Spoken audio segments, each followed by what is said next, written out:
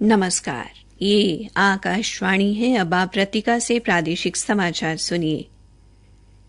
प्रधानमंत्री नरेंद्र मोदी ने कहा है कि देश में वर्तमान सरकार के अंतर्गत भ्रष्टाचार के खिलाफ लड़ाई में राजनीतिक इच्छा शक्ति की कोई कमी नहीं है। राष्ट्रपति द्रौपदी मुर्मू ने कहा है कि भारतीय भाषाओं को बढ़ावा देकर ही बड़े पैमाने पर विश्व स्तरीय ज्ञान विज्ञान का सृजन संभव है।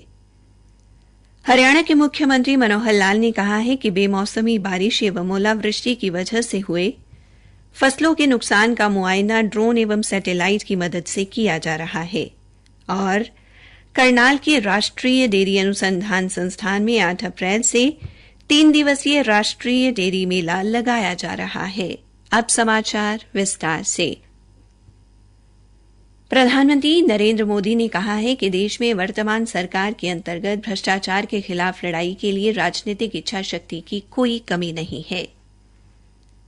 आज नई दिल्ली में केंद्रीय अन्वेषण ब्यूरो सीबीआई के हीरक जयंती समारोह का उद्घाटन करते हुए प्रधानमंत्री ने कहा कि वर्ष 2014 के बाद सरकार का पहला दायित्व व्यवस्था में विश्वास बहाल करना था और इसलिए बेनामी संपत्ति और काले धन के खिलाफ अभियान चलाया गया। उन्होंने कहा कि 2014 से पहले भ्रष्टाचार ने हमारी अर्थव्यवस्था और बैंकिंग प्रणाली के मूल आधार को नष्ट कर दिया था। श्री मोदी ने कहा कि पिछले वर्षों में वर्तमान सरकार ने कठिन परिश्रम करके बैंकिंग क्षेत्र को संकट से बाहर निकाला है। प्रधानमंत्री ने कहा कि वर्तमान सरकार काला धन जमा करने वालों और भ्रष्टाचार के मूलभूत कारणों के खिलाफ कार्रवाई कर रही है। सीबीआई की कार्यप्रणाली की प्रशंसा करते हुए प्रधानमंत्री ने कहा कि पिछले 6 दशकों में इसने बहुआयामी जांच एजेंसी के तौर पर पहचान बनाई है। इस अवसर पर प्रधानमंत्री ने सीबीआई के 18 अधिकारियों को विशिष्ट सेवा के लिए राष्ट्रपति पुलिस पदक प्रदान किए। प्रधानमंत्री ने ब्यूरो के 3 अधिकारियों को सर्वश्रेष्ठ अन्वेषण अधिकारी के स्वर्ण पदक से भी सम्मानित किया। इस अवसर पर प्रधानमंत्री ने शिलांग, पुणे और नागपुर में सीबीआई के नवनिर्मित कार्यालय परिसरों का उद्घाटन भी किया। उन्होंने केंद्रीय अन्वेषण ब्यूरो के हीरक जयंती समारोह के सिलसिले में स्मारक डाक टिकट एवं स्मारक सिक्का भी जारी किया और सीबीआई के ट्विटर हैंडल का शुभारंभ भी किया। राष्ट्रपति द्रौपदी मुर्मू ने कहा है कि भारतीय भाषाओं को बढ़ावा देकर ही बड़े पैमाने पर विश्व स्तरीय ज्ञान एवं विज्ञान का सृजन संभव है। उन्होंने कहा कि नई शिक्षा नीति में दिए गए महत्वपूर्ण सुझाव में भारतीय विरासत पर गर्व महसूस करने और भारतीय भाषाओं को शिक्षा का माध्यम बनाने पर बल दिया गया है। आज इंदिरा गांधी राष्ट्रीय मुक्त विश्वविद्यालय के 36वें दीक्षांत समारोह को संबोधित करते हुए राष्ट्रपति ने शिक्षा सहित कई क्षेत्रों में महिलाओं द्वारा की गई प्रगति की सराहना की और कहा कि डिग्री, प्रमाण पत्र और डिप्लोमा प्राप्त करने वाले छात्रों में 55% महिलाएं थीं। उन्होंने कहा कि आज स्वर्ण पदक प्राप्त करने वालों में भी आधे से अधिक छात्राएं हैं। हरियाणा भूमि सुधार एवं विकास निगम के अध्यक्ष जगदीश नायर ने पलवल जिले के होडल विधानसभा क्षेत्र के गांव में गत दिनों भारी बारिश एवं ओलावृष्टि से हुए फसल नुकसान को लेकर दौरा किया। श्री नायर ने क्षेत्रवासियों को आश्वस्त किया कि किसानों की नष्ट हुई फसलों को लेकर सरकार से सिफारिश की जाएगी। किसानों की समस्याओं को अनदेखा नहीं किया जाएगा। इस दौरान होडल उपमंडल के सभी गिरदावरी उच्च अधिकारी, उपमंडल अधिकारी, तहसीलदार पटवारी गिरदावर तथा जिला अध्यक्ष चरण सिंह तेवतिया भी उपस्थित रहे।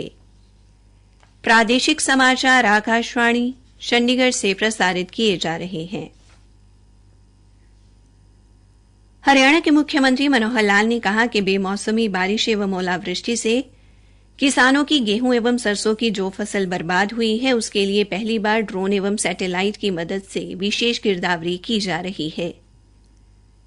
उन्होंने कहा कि इन तकनीकों की मदद से काम जल्दी होगा तथा अगले 2 महीने में किसानों को उनके फसल नुकसान का मुआवजा दे दिया जाएगा। उन्होंने भिवानी में अपने 3 दिवसीय दौरे के दूसरे दिन आज भिवानी जिले के गांव तिगड़ाना में खेतों में खराब फसल का मुआयना करने के बाद ये बात कही। मुख्यमंत्री ने कहा कि ओलावृष्टि के कारण अलग अलग स्थानों से फसलों में 25 से 100% तक खराबा हुआ है। उन्होंने कहा कि किसानों को उनके खराबे के प्रतिशत के अनुपात में विशेष गिरदावरी की प्रक्रिया पूरी कर मुआवजा दिलवाया जाएगा। मुख्यमंत्री ने बताया कि राज्य सरकार ने गत 8 वर्ष के कार्यकाल में अंत्योदय की भावना से जनहितैषी कार्य किए हैं। उन्होंने बताया कि आज प्रदेश के हर जिले में गैस सिलेंडर से खाना पक रहा है। उन्होंने कहा कि गांव एवं ढाणी तक के हर घर में बिजली की निर्बाध आपूर्ति सुनिश्चित की गई है और हर घर में सरकार नल से जल पहुंचाने का कार्य कर रही है। मुख्यमंत्री ने गांव धनाना का दौरा करते हुए गांव में 2 से 6 एकड़ में खरीद केंद्र विकसित करने की घोषणा की। उन्होंने कहा कि राज्य सरकार ने विभिन्न विभागों की योजनाओं को ऑनलाइन कर दिया है। अब नागरिक घर बैठे ही मोबाइल के माध्यम से आवेदन कर सकते हैं। इसके लिए उन्हें कार्यालयों के चक्कर नहीं काटने पड़ते।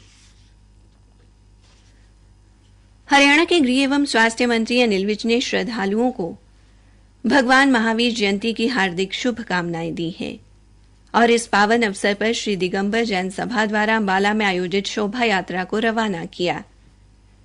इससे पहले गृहमंत्री ने श्री दिगंबर जैन मंदिर में प्रभु चरणों में माथा टेक आशीर्वाद लिया, जिसके बाद विधिवत रूप से शोभा यात्रा की शुरुआत की गई। अंबाला छावनी को हरा भरा बनाने के लिए कार्य योजना तैयार की गई है। हरियाणा के गृहमंत्री अनिल विज ने बताया कि विभिन्न प्रजातियों के 50,000 पौधे अलग अलग स्थानों पर लगाए जाएंगे। वहीं मुख्य स्थानों पर पौधों की सुरक्षा के लिए 5,000 वृक्ष रक्षी लगाने हेतु गृहमंत्री अनिल विज ने व्यापारिक एवं अन्य संस्थाओं से सहयोग का आह्वान किया है, ताकि पौधों के बड़े होने तक उनकी सुरक्षा हो सके। श्री विज ने बताया कि पौधे लगाने के लिए 25 से ज्यादा स्थान चिन्हित कर लिए गए हैं।